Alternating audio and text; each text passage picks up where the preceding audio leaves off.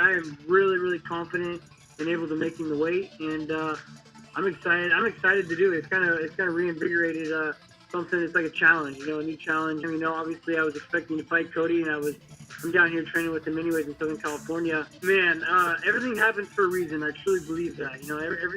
Every path is chosen for you for a complete reason, and this is all supposed to happen. The chance of me going to 125, making a big splash, stopping Demetrious Johnson from breaking Anderson Silva's record, and making some big fights, man. I'm looking to be the best pound player in the world, and the way to do that is to beat the best, and Demetrious is it right now.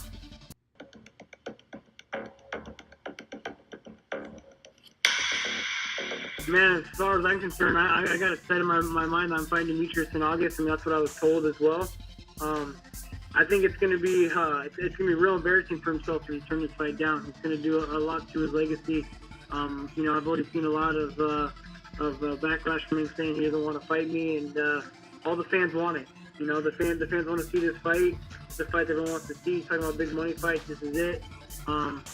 He's making some real lame excuses, and if he continues to do so, he's going to do nothing but hinder his career. So this is the fight that needs to happen. It's the fight that needs to happen for him, and it's going to be exciting to see it all go down. So as far as I'm concerned, I'm fighting Demetrious Johnson in August.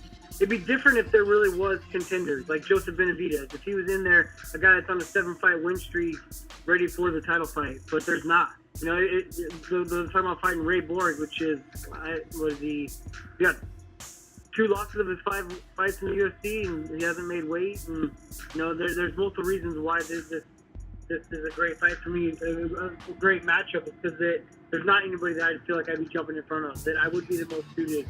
A former champion, ready for a title fight at 35, big wins. I've got the best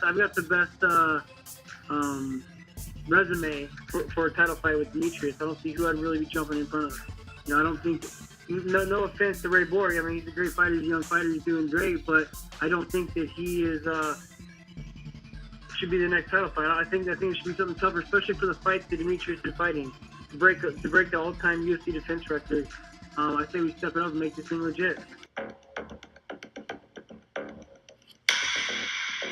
Demetrious Johnson, who has never had a big fight ever, out of nowhere, TJ Dillashaw says, I'm going to go down to 145. I'm going to challenge Demetrious Johnson. Demetrious comes, instead of saying thank you, instead of saying wonderful, welcome, come on down, lose the weight, get on the scale, let's do this, he says no. Demetrious is saying no. He then told TJ Dillashaw, come to 125, win a fight, and then you can get a title. TJ doesn't give a damn about your division.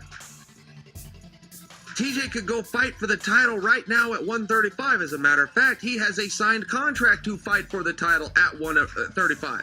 As a matter of fact, he's fought for the title at 135 other times. As a matter of fact, he was the champion of the world at 135.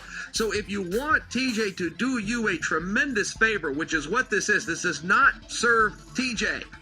TJ is not going to do better business or get a better opportunity cutting weight to 125 and coming after you than he would by staying at 135 and just fighting the contract that he's already got, which is for a world title that just had the backing of the Ultimate Fighter behind it. He's going to do better business up a weight. But if Cody's hurt and that fight can't go on, and TJ wants to be a team player and move business and move the company forward, maintain the shot for a world championship, and now bring you into the mix, the odd man out here is not TJ. The odd man out here, Demetrious, is you. You're the guy that doesn't have a dance partner that anybody cares about, and that's not a knock on you. This is a reality statement. If you want to play the whole get in the division and get in line routine, you got to be holding some cards. You're not holding them. TJ is. And next to TJ, the promotion is. And in this rare case, and for whatever reason, they both said okay. They both just did you a huge favor.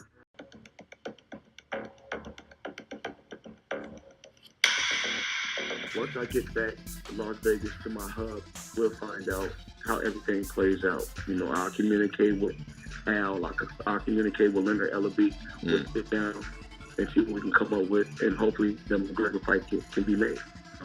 this is a boxing match. He's a hell of a stand-up fighter. I can't take that away from him. Of course. Only time McGregor has been defeated was when he was on the ground. When he was standing up, he always was victorious. So he's a power puncher. He's a hell of a, he's a tough competitor.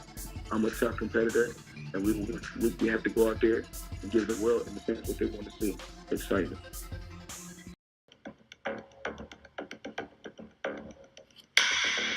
He is saying that the reason he's not fighting until, whenever the hell, is because he has a eye injury. Here's what he said during a C2 conference in Montreal, whatever that is. Trust me, I'm not the kind of guy who thinks, hey, I'm going to make everybody wait for me. I don't want to fight during the summer. I want to take my time. That's not the reason, St. Pierre said. If it were up to me, I would come back. The reason is I had this problem with my eye. I had an injury. The vision is not back yet. It will be. It's something very minor. The doctor insisted for me that I don't spar until September. Now, here's the kicker, Marissa. Ready for this? Mm-hmm. The UFC was aware of it, St. Pierre told the interviewer Justin Kingsley.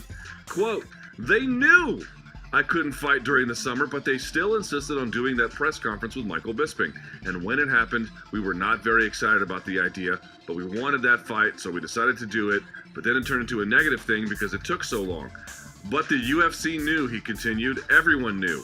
The people concerned knew that this was the case, but they still tried to put pressure on me to fight in July. That's the reason why I'm coming out public today about the reasons why I'm not fighting this summer. I always said that if I was coming back to fight, it needed to be a fight that excites me. I wanted to fight Bisping because I wanted to fight someone that could elevate me. Michael Bisping is the champ now, and I think that he could elevate me as much as I could elevate him. I'm taking a huge risk coming back. I'm putting my legacy on the line.